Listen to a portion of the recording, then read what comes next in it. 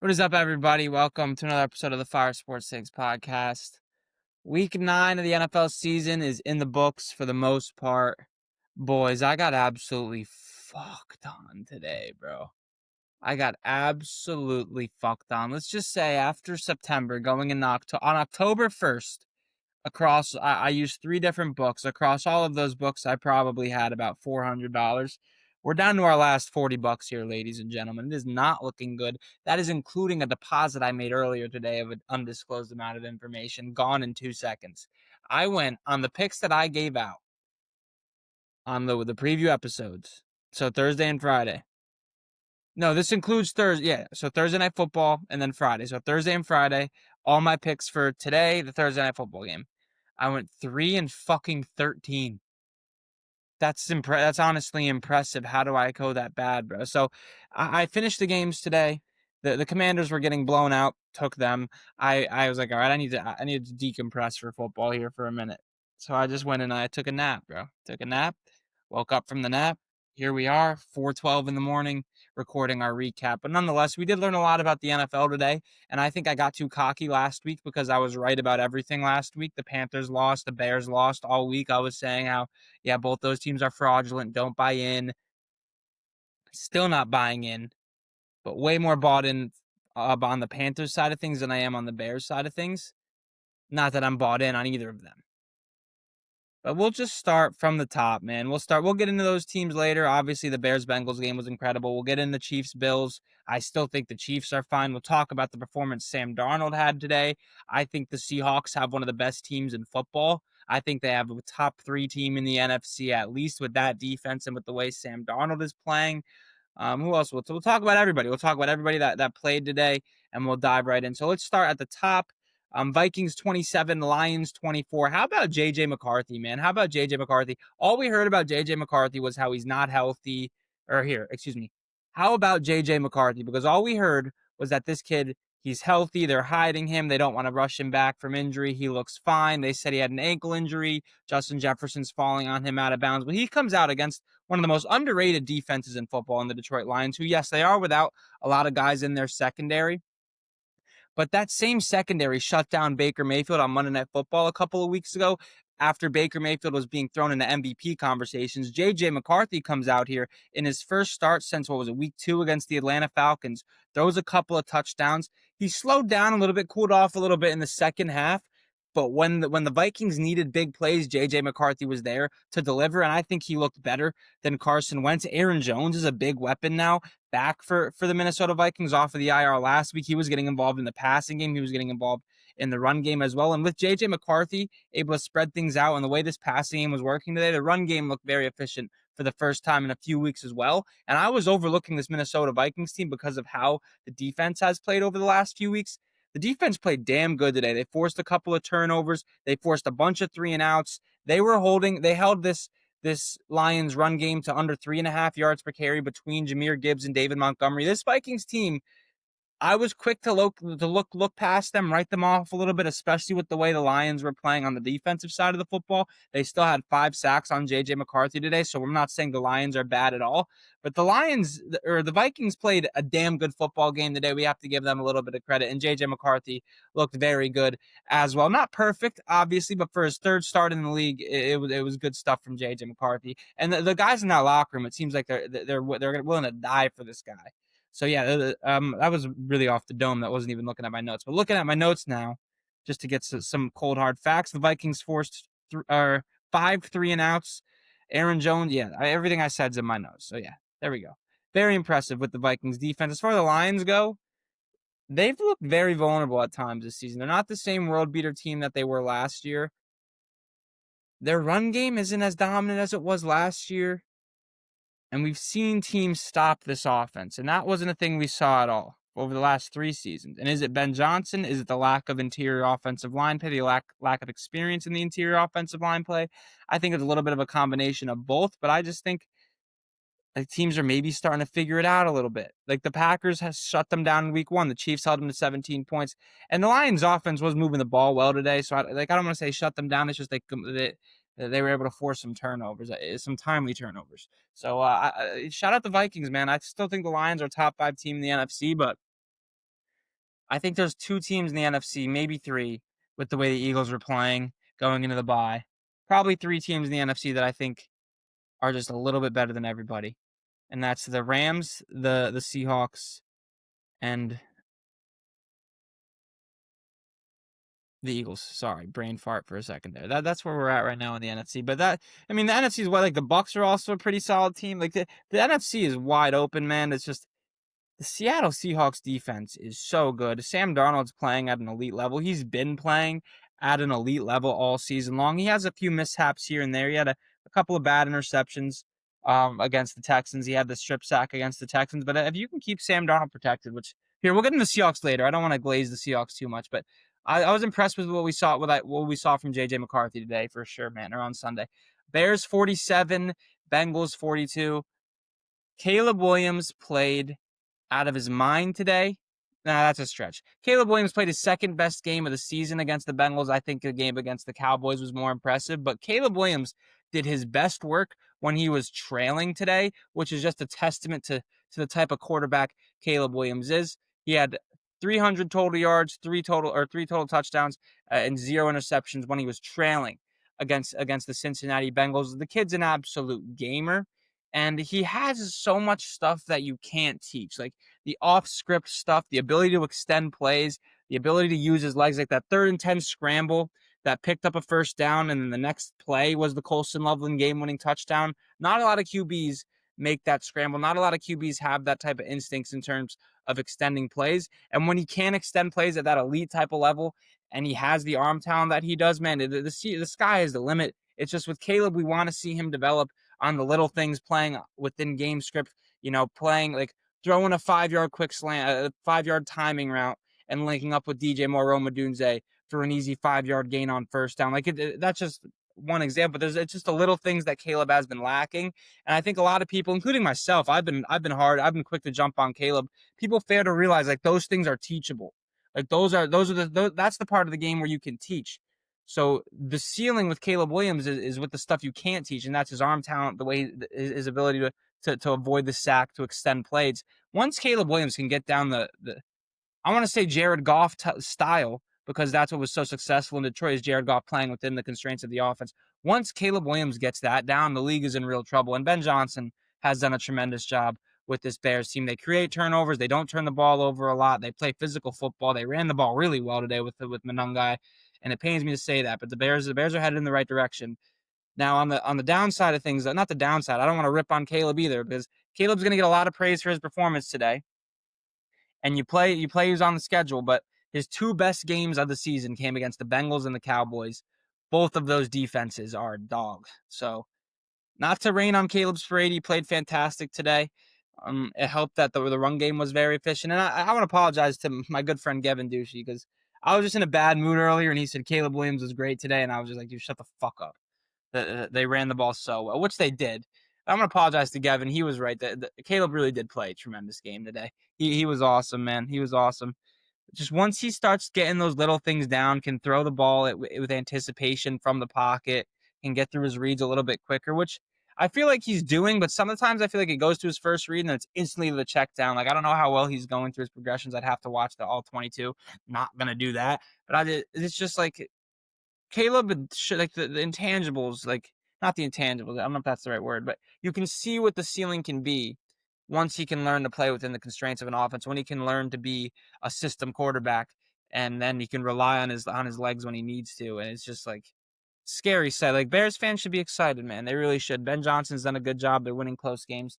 Let's look at the rest of their schedule. And I was hard on them. I still don't think they're a good team. Like, I'm not saying they're good at all. Like, their defense allowed 42 points to the Bengals today. Their defense has been overrated all season long. This was a great win for them, though. Like, they keep winning these close games. They're 4-1 in one possession games. That's a telltale sign of good coaching. That luck does have to come back to the mean, though, or whatever, reduce to the mean. I think that's the saying. But they play the Giants next week. The Giants aren't an easy out. I think the Giants could win that game. But then the Giants, and they're at Minnesota. Then they have the Steelers, Eagles, Packers. So what are they? They're 5-3 right now. Let's say they beat the Giants 6-3. We'll say they split between the Giants and Vikings. I don't think they win both of those, especially at Minnesota with the way JJ McCarthy played. So I think 5-3, we'll call it 6-4, and then Steelers 6-5, Eagles 6-6, Packers 6-7, Browns 7-7, Packers 7-8, 49ers 7-9, Lions 7-10. The Bears are going to finish 7-10. But yeah, it was a great. I mean, you're okay with that if you're a Bears fan. You really are. This is a good win for them, man. It looked like it. I mean, the game was incredible. Joe Flacco what did he throw for 400, the career high, 450 yards, 4 touchdowns. He was incredible. Chase Brown fantasy owners. I know I was so high on the guy early on in in the fantasy draft process. Like take Chase Brown, take Chase Brown. Hasn't lived up to that hype. We're seeing him live up to RB1 potential over the last 3 weeks, man. He's been awesome. Jamar Chase, incredible. T. Higgins today, dude. I genuinely think T. Higgins has the best. Like he might have the best hands in football. He might have the best hands in football. Like Garrett Wilson, T. I'm just joking. But Garrett, like Drake London's up there too in terms of straight hand. Garrett Wilson. I mean, unironically, Garrett Wilson's up there. But obviously, you have like Justin, Jamar, Amon-Ra. Those guys all have great hands too. But I mean, pure contested catchability. Oh, George Pickens. Like T. Higgins is up there. He's on the short list of guys with that elite hands in the league. He's incredible today. Joe Flacco was incredible today. Like Chase Brown after the game, he said, "We got to play complimentary football. You know, get a fucking stop," is basically what he said. Like Jamar and Chase Brown were livid, rightfully so. But it's like that's just never a good look. There's definitely a divide in that locker room between the offense and the defense, and I don't even blame the offensive players, man. This is the second week in a row they had games in the bag, and the defense just blew them away, man. Like the Bengals, realistically, what are they now? They're 3-6. Yeah, they're 3-6. They should be like if the defense could get, I don't know, 2 stops, literally 2 stops or 1 stop in each game respectively. Like the Jets won 39-38, ridiculous comeback. The Bears won 47-42. Not a ridiculous comeback. The Bears almost choked, really. But then the Bengals ended up with 50 seconds left, Kate letting up a touchdown. They allowed 47 and 39 points in the last 2 games. They scored 38 and 42. And they're 0-2 in that stretch. Like, realistically, that doesn't happen. So if you think about this Bengals team, they're 3-6 right now. If the defense gets 2 stops, we're looking at 3-6. Oh, my brain is not mathing. We're looking at 5-4, right? We're looking at 5-4, and you're getting Joe Burrow back, ideally after 3 weeks. In 3 weeks, so the Bengals now, if they want to get Joe Burrow back for, I think it was a December. Oh wait, no, less than 3 or more than 3 weeks. Excuse me. I think it was December 21st at Miami was like the time frame for when they'd get Burrow back after his turf toe injury. They have Steelers, Patriots, Ravens twice, Bills, all playoff teams. All playoff teams. You just dropped 2 games to the Jets and the Bears you needed to have. I don't want to say the Bengals season is over, but do they beat the Steelers again at home or in Pittsburgh? I don't know. Do they beat the Ravens twice? I doubt it. Do they beat the Bills in Orchard Park? I doubt it. Like uphill battle for like they really fucked themselves losing these 2. Because if they were 5-4 going into that stretch, like as long as you win one of them, you're sitting at what, 6? They'd be 6-4 if they won one of them, and then 6-5, 6-6, 6-7. All right, they'd probably have to win 2 of them, but you're in a better spot regardless. If you can't lose 2 games in a row where you drop 38 and 42. That is just ridiculous. So the Bengals are in real fucking trouble, man. And it sucks because like they're a fun team when Joe Burrow. Like I want to see them in the playoffs. They're fun when Joe Burrow's in the playoffs because they could beat anybody. They could beat anybody, but it's just the defense stinks. And all their money's tied up in Jamar Chase and T. Higgins, which is fair, but they better start acquiring draft capital. Trade Trey Hendrickson. You can't afford to pay anybody as it is. Trade Trey Hendrickson and move on, man. And just every single, well, they need an offensive line help too. So they're in a tough fucking spot, bro. They're in a tough spot. All right, Panthers 16 at Packers 13. Rico Dowdle has 600 yards and 4 touchdowns in the 3 games that he started for the Carolina Panthers. They are 3-0 in that stretch. They beat the Dolphins, the Packers, and the Dallas Cowboys.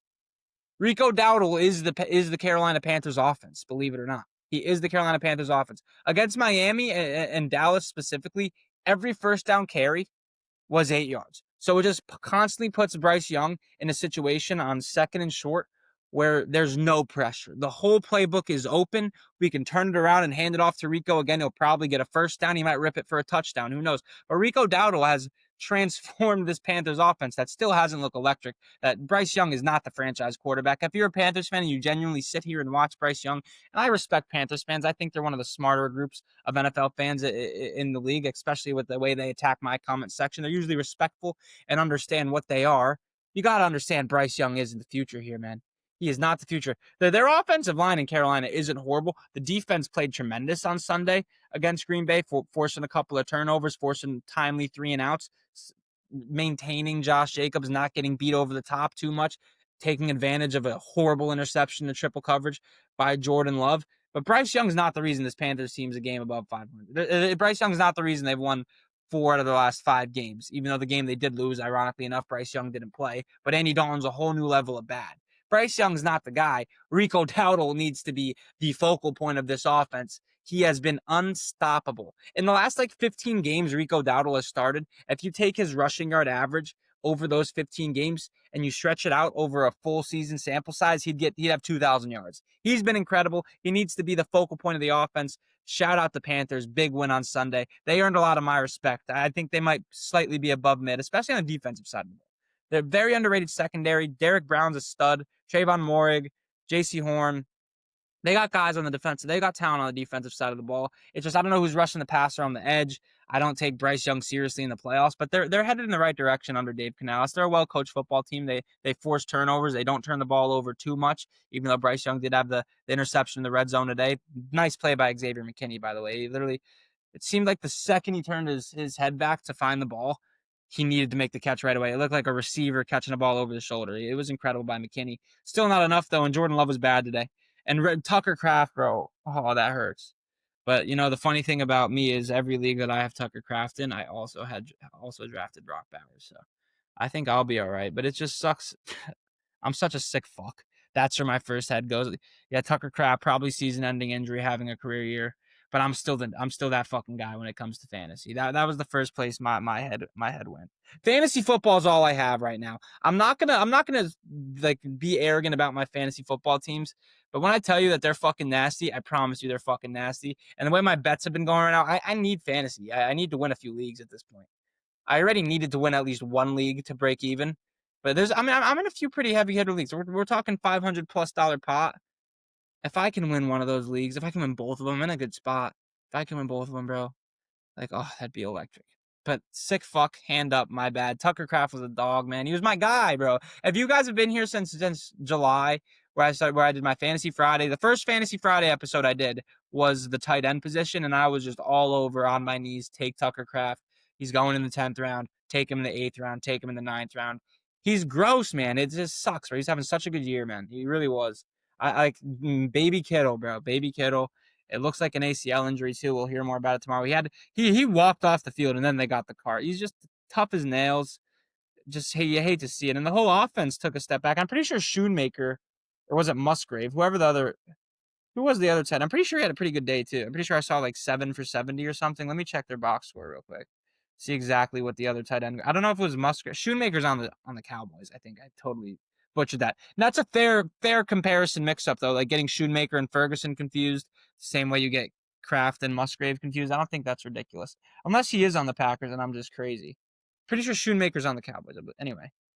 Romeo Dobbs had a good day today. Looking at his box score, 91 receiving yards. Bryce Young, 11 for 20, 100 yards and interception. What is that? All right, it was Musgrave. Okay, I was looking at something completely wrong. And then whatever graphic they popped up was wrong on the broadcast then. So Dobbs was 7 for 91. So good day for Romeo. Still not enough. The Packers love to play down to their opposition. They lost to the Browns earlier this year as well. So they're an interesting team down the stretch. I still think they'll be a contender in the NFC, but teams that play down to their opposition, man, it's hard to trust them in the playoffs. So Chargers 27 at Titans 20. Bad Herbert pick 6 to start the game. DK return touchdown. The Chargers don't make it easy. And Herbert did respond nicely with the dot to QJ for a touchdown. He had a couple other tutties as well. Gadsden was the leading receiver in this week, and he was the leading receiver 2 weeks ago. So 2 of the last 3 weeks, Oronde Gadsden's been the leading receiver, rookie tight end out of water break. I want to say Syracuse. I'm not positive though. But the main storyline is the Chargers. The Chargers are losing Joe Alt likely for the season. Not ideal, obviously, but I don't think you guys understand just how bad of a loss that is. He got hurt in the Giants game in week 4, was out for that game and the next 3 games. The Chargers were 1-3 in that stretch. The Chargers defense also has not been completely lights out the way it was last year, where I think they led the NFL in scoring defense. They haven't been that good, especially against the run. And without Joe Alt now, against a team in the playoffs like the Broncos, the Bills, the Colts, really any playoff team, like even the Steelers, I think are a tough matchup for the Chargers now with their defensive line and the way they can run the football. The Chargers' run defense has been great, despite Dion Henley being, I think, one of the most underrated linebackers in football. I just don't think the Chargers' offensive line is good enough to keep Justin Herbert protected long enough, who isn't exactly a playoff riser by any stretch of the imagination, for the Chargers to win a playoff game, especially with Joe Alt out. And it sucks because on paper, fully healthy, this Chargers offensive line looks like one of the best units in the NFL with Zion Johnson, Bradley Bozeman, Rashawn Slater, Joe Alt. Like that's a great young unit. But Joe Alt going down today, Slater out for the year. And Bozeman and Johnson have been banged up too. And Mekhi Becton, who they just signed, like they've been banged up all year. So it's just hard to trust this Chargers team with the injuries to that offensive line going forward. When they were 1-4 since Joe Alt got hurt in that Giants game, I don't think they can win a playoff game currently just because of the injuries, unfortunately. And that's going to come back unless Herbert can carry them. Listen, if Herbert can carry them to a playoff win with a beat up offensive line and third string tackles, then I'll give him some respect. But that's very highly unlikely. I don't know. I don't know what you want me to say about the Titans. Cam Ward had another, like Cam Ward's highlights from this season are gonna look nice. He's gonna have a nice little highlight reel with some of the throws that he makes. But that the Titans are in full rebuild. They'll probably have the first pick again, bro. And that's good, bro. That's a good spot for the Titans to be. If you have the first pick, if you're the Titans, you have the first pick, you're in a great spot because you can trade back and pick up more draft capital for a team that needs to come up and get a quarterback. So like if a team like the Saints messes around and wins a few games, if a team like the Dolphins messes around and wins a few games, and they or a team like the Jets messes around and wins a few games, and they need a quarterback, but there's a few teams ahead of them, the Titans are going to hold all the power if they do have the number 1 pick again because they have their guy in Cam Ward. All they need draft capital. They need more assets to build this roster around him. If they have the first overall pick, they hold all the power, and I could see a bidding war happen for that first overall pick between the Saints, the Jets. I think the Dolphins should reload at QB. Like there's a bunch of teams that are gonna need quarterbacks. If the Titans hold that number 1 overall pick, that is ideal because they'll have a chance to ship that number 1 overall pick, move back a few spots, pick up additional draft capital, and start building this thing around Cam Ward. And because Cam Ward has flashed, man, he really has. It's just that team is horrible, horrible. All right, Falcons 23 at Patriots 24. The biggest concern with the New England Patriots has to be the offensive line. Back-to-back weeks, Drake May's gotten sacked 6 or more times, or no, just 6 times. Let me redo that. Let me get a water break here. I feel like I'm doing good for 4 o'clock in the morning. Like I feel like I'm pretty coherent with my thoughts, which is ideal. Not always. I do have to edit and send shout out intern Maggie. Doubt she listens to this. I gotta send her clips to edit too tonight, so it's gonna be a late one for sure. But we're locked in. Not an ideal way to start the week because I got to get up at 9 o'clock on Tuesday. That's neither or I have to be in the doctor's office at 8:15. Don't know where 9 o'clock came from, and I'm going to bed at probably 5:30, 6 o'clock on Monday. Not a good start. We're just gonna have to wake up tomorrow nice and early and thug it out throughout the whole fucking day. Just absolutely thug it out. Come back, record the podcast as soon as Monday Night Football ends. Prep for the podcast all day. Get back on the right. I gotta get back in the right swing of things. I gotta fix this sleep schedule, which I've been saying since fucking July. Like fix the sleep schedule. Fix the sleep schedule. We're gonna lock in. It starts now. We're locked in now. Falcons 23 at Patriots 24. The biggest area of concern with this New England Patriots team has to be the offensive line. Drake May was sacked 6 times for the second week in a row. And if you look at the list of teams the Patriots have played on the 6-game winning streak, none of those teams really have an elite pass rush outside of the last 2 teams they played, obviously. And I don't even want to call the Falcons pass rush elite yet. It's just young, and they were getting after them today. Jalen Walker, James Pierce Jr., Leonard Floyd. Those guys are nice. The Falcons have a very underrated pass rush. Obviously, Myles Garrett, 5 sacks in 1 game. But other than that, they haven't played the greatest of pass rushes, and the teams that they did play with good pass rushes didn't have offenses to complement that. When the Patriots get in the playoffs, they're going to have to play teams like the Steelers, like the Colts, like the Broncos that have good pass rushes, and then also have offense is not that the Steelers' offense is great by any stretch of the imagination, but it's good. It's better. It's better than the Browns' offense. It's better than the Falcons' offense. The if the Patriots match up with the Broncos in the first round, I think that is a dream scenario for the Broncos and a nightmare scenario for the Patriots because their offensive line has shown that they can't protect Drake May against good opposition, and that leads to Leonard Floyd's strip sacks and James Pierce Jr. scooping scores. Or not, we didn't score, but James Pierce Jr. recovering that fumble, getting the Falcons right back in this game. So I think the Patriots should be very concerned about their offensive line. They got to protect Drake May, who's obviously been incredible. Slowed down a little bit today. Booty goes out. He has the interception, bad interception, and he had the fumble as well. So Drake May wasn't great today in the second half. They were still able to pull out a win because of the missed PAT, but you got to be a little bit concerned about that offensive line if you're New England, if you're a Patriots fan. And the Falcons, they got to start winning, man. They got to start winning. I think they have the talent there. They're better than a 3-6 or 3-5 football team. Their next 4 games, they got the Panthers, the Colts, the Saints, and the Jets. All of those are winnable. We'll talk about the Colts momentarily. All of those are winnable. They need to go 3-1 in that stretch, get back to 500 because I'm pretty sure that their schedule gets much harder to end the year. But they still got the Bucks on there as well. So yeah, that's what they got to do. Next 4 games, big stretch for Atlanta, who missed PAT is brutal, but I still think Drake May is clutching up in that fourth quarter, getting the ball back with a chance to win the game. I think he's clutching up. Anyway, 49ers 34 at Giants 24. Well, won't waste too much time on this one. Christian McCaffrey went off. Jackson Dart needs help. Like that's really is 170 scrimmage yards, 2 touchdowns for CMC. The Niners are still the 3rd best team in that division. I do think so, but they could still be a top 5 team in the NFC. But they're the 3rd best team in that division. No, I wouldn't go not top 5 in the NFC. They're a playoff team. I think they're going to get 3 teams in the West into the playoff. And then I think they'll get one in the South, one in the East. What does that leave us at? Then two from the North probably is where we're leaning in the NFC. Alrighty. Colts 20 at Steelers 27. The Steelers' defensive line needs to play more consistent, man. They have all of the talent in the world with TJ Watt, Alex Highsmith, Derek Harmon, Nate Herbig, Jack Sawyer caught an interception on Sunday. They just dismantled what a lot of people were saying the best offensive line in football. And I think without a doubt the Colts have a top 3 offensive line in football. This Steelers defensive line was all over Daniel Jones. The Steelers defense forced 6 turnovers. You saw it from your marquee guys, too. Alex Highsmith strip sack, TJ Watt strip sack, second-year player Peyton Wilson, 2 huge plays in this game for the Steelers defense. Where was this defensive line against the Cincinnati Bengals?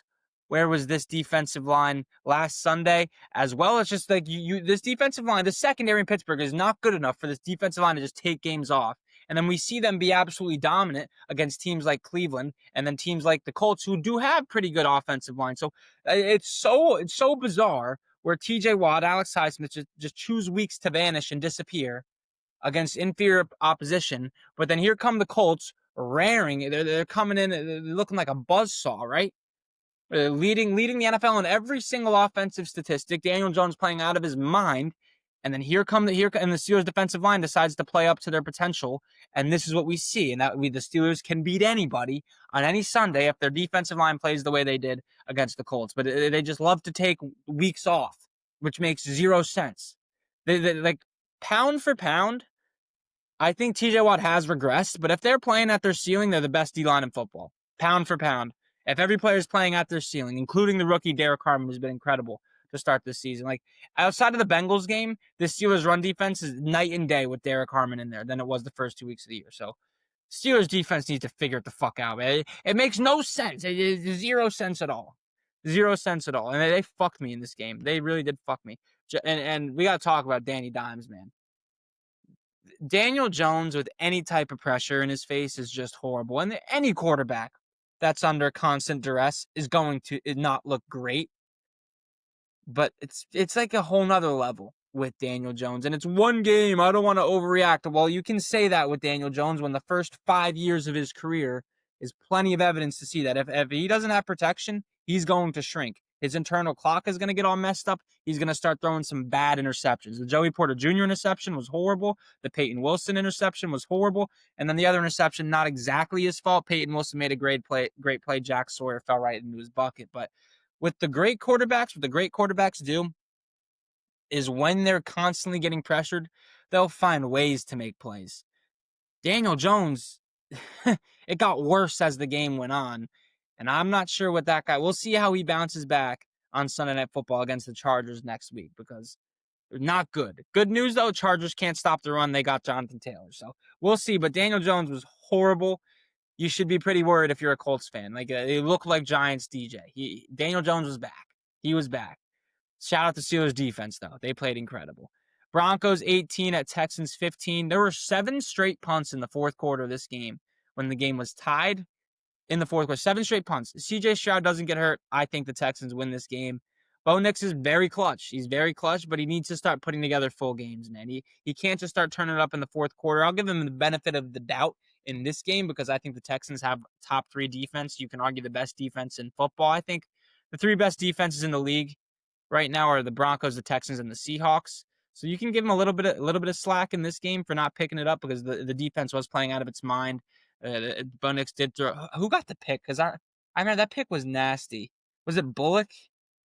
Let me pull that up. It was a nasty play. Yeah, I think it was Bullock. Let me double check though. But there was another opportunity. I want to say it was Stingley. I don't know who. It was a safety, but had a chance for another Bo Nix interception. Didn't make the play, and then Bo Nix eventually dot to Cortland Sutton, dot to R.J. Harvey. You love to see that, but he wasn't great today. He was not great today at all. Who got the interceptions though? Let's see. Yeah, it was Kalen Bullock. Okay, yeah. It's just like you wish Bo Nix would turn it up earlier in the games, but I think he's going to be fine. I think Bo Nix is a gamer. The Broncos are now 7-2. The Chiefs did lose today. I think they still have to play the Chiefs twice, though. So, if the Chiefs win both of those games and the Chiefs win out, the Chiefs' schedule, let's see what it looks like, too. I'm pretty sure it's a gauntlet. It always is.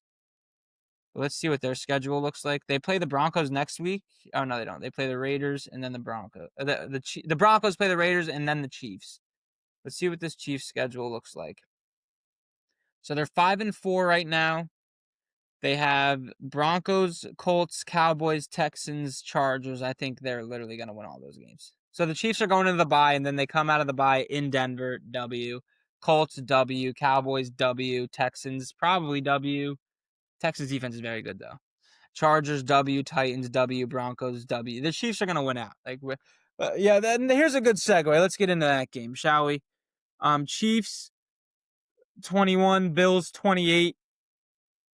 The Chiefs are still the best team in football. They should still be the Super Bowl favorite. If Josh Simmons plays, I think the Chiefs win this game, and not to play the hypothetical game because Josh Simmons didn't play, and Joey Bosa wrecked the game.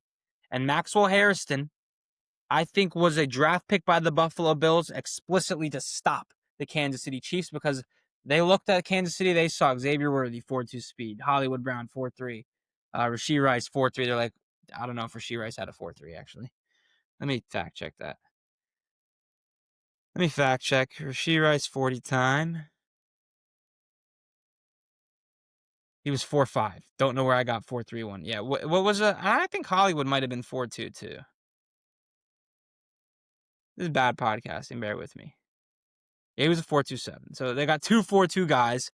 I think they're going to see Maxwell Harrison. I want to say he led the SEC in picks last season at Kentucky, but 4.2 guy as well. They're like, we need speed. The Chiefs have speed. We keep losing to the Chiefs. Let's go get some.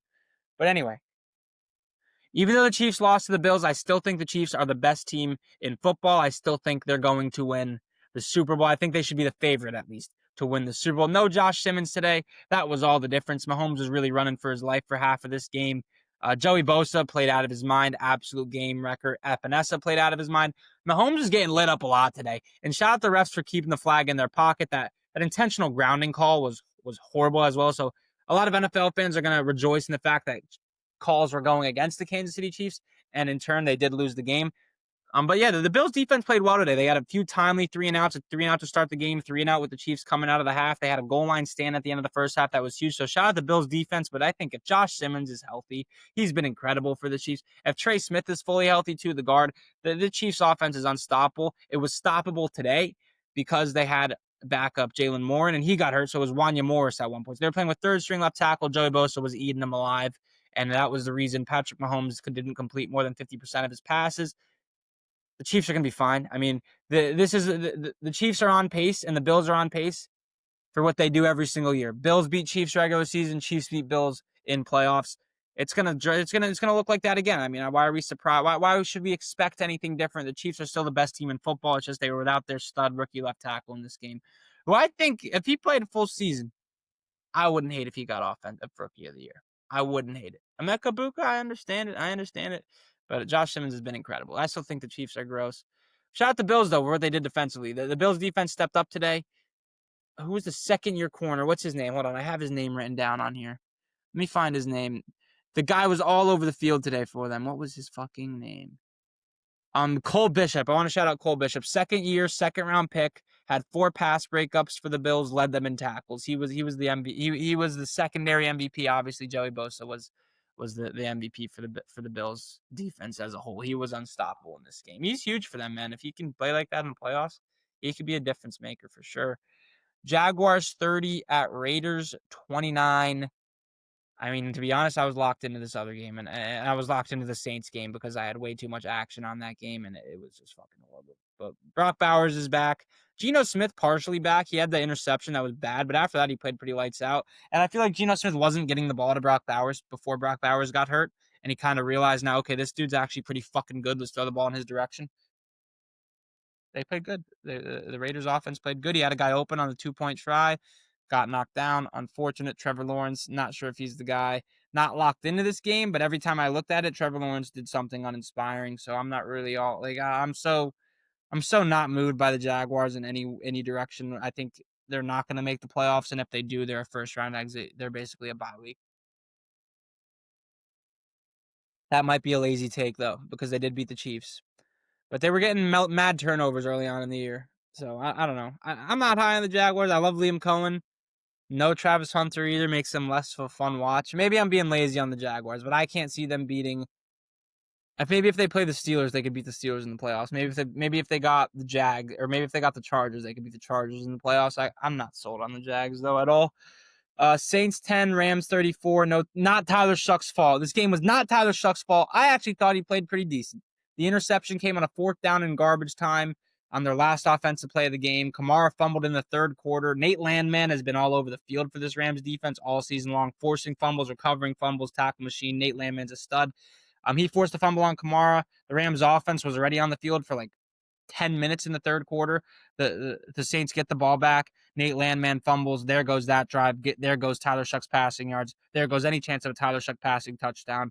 And then Jawan Jennings, fuck, dude, I got so fucked by this game, bro. I literally lost. This game was the nail in the coffin, basically. It was so I'm in the coffin. The coffin's closed.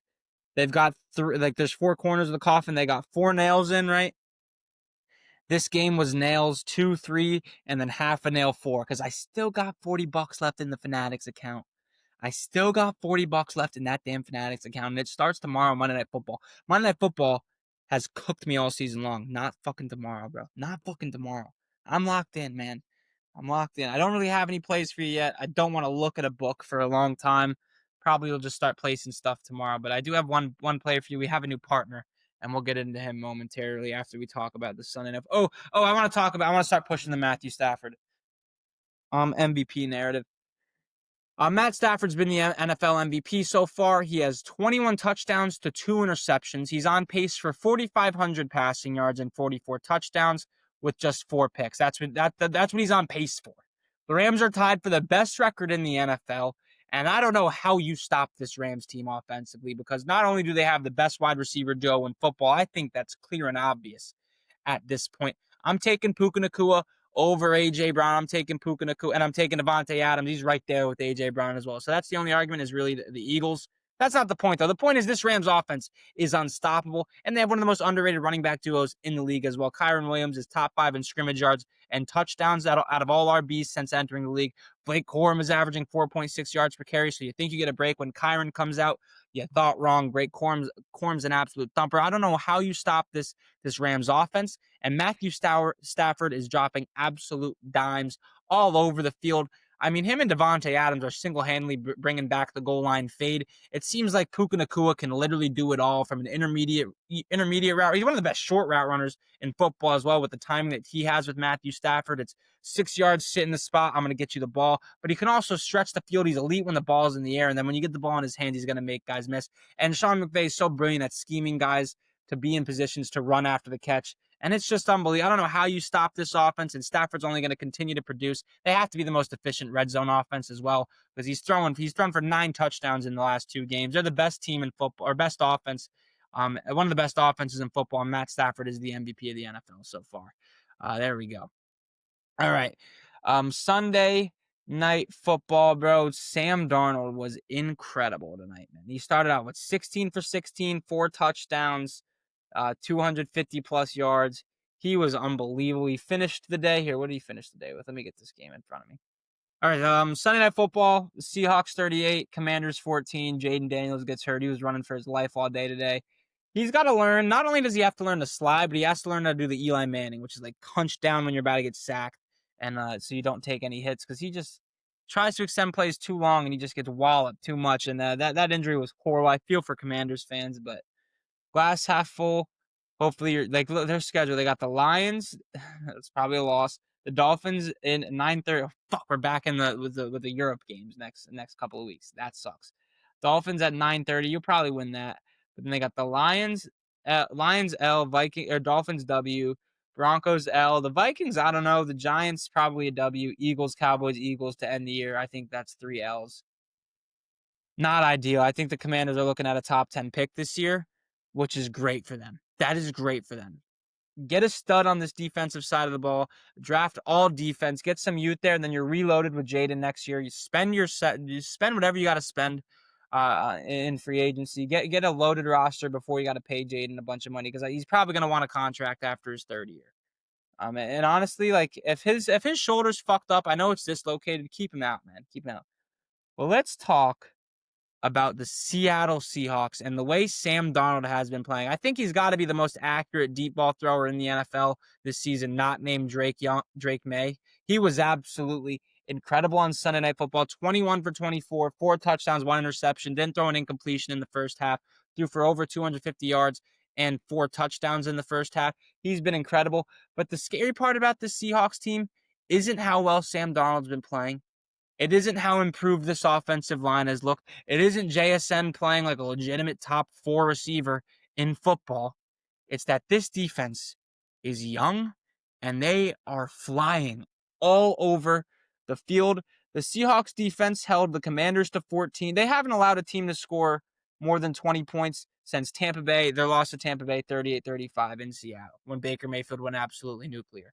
They are playing out of their mind. They've got young guys and they've got athletic guys. Tariq Woolen can fly over the field. Nick Eamon-Warry makes his presence felt more and more as the season goes on. Leonard Williams is playing at an all-pro level. Byron Murphy's playing at an all-pro level. Second-year tackle or defensive tackle. He's been incredible. They just got guys on all 3 phases of this defense. In the secondary, Witherspoon's incredible. They're unbelievable, man. I think they're top 3 defense, top 5 defense in football. Sam Darnold's playing like a top 10 quarterback, and they got one of the best receivers in football. He's been the best receiver in the league this year.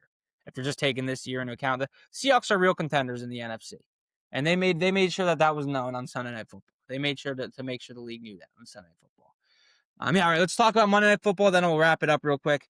We have the Cowboys at the Cardinals. I love the Cowboys minus 2.5 in this game. The Cardinals are not a good football team. They started 2-0. They lost 5 straight. They're dealing with a lot of injuries on the defensive side of the ball as well. Will Johnson is questionable. Murphy Bunting is out. BJ Ojulari, Walter Nolan, all out. The strength of this Cardinals defensive line, or defense, is the defensive line, but the Cowboys have done such a good job at protecting Dak. And with the injuries in the back end, you got George Pickens, Jake Ferguson, CeeDee Lamb coming to town. Not ideal to have those injuries. And Sharp Hunter tracks public bets. Hold on. This is I have a new partner. I got to get this down pat here because this is my first time reading this. All right. Yeah, we're good. Let me take a sip of water. The best bet for Monday Night Football is easy. It's take the Cowboys minus the points. A lot of injuries on the defensive side of the football for the Cardinals. And you got CeeDee Lamb, George Pickens, Dak Prescott, Jake Ferguson coming to town. You can't afford to have injuries in the secondary. The strength of this Cardinals offense or defense is the defensive line, but the Cowboys O-line has been outstanding protecting Dak. And SharpHunter.app says that the sharps are all over the Cowboys. Now, what Sharp Hunter does is it tracks public bets, finds the sharpest bettors in the country to see where they put their money, and then it gives you that information. So the confidence of a play is displayed on the number of money bags that'll be on the screen right now, the amount of money bags next to a pick. If it has no money bags, then no sharp money is on that play. We got one money bag, so there is some sharp money on the Dallas Cowboys. Use code FIRE50 for 50% off your first month at sharphunter.app. It's going to tell you where the best gamblers in America are putting their money for Monday Night Football. It's all over the Cowboys. So lock in the Cowboys -2.5, ladies and gentlemen. All right. Thank you, everybody, for listening. I love you all. I'll catch you guys for Hot Take Tuesday. Make sure you drop a follow. I'll catch you guys on the next episode of the Fire Sports Takes podcast.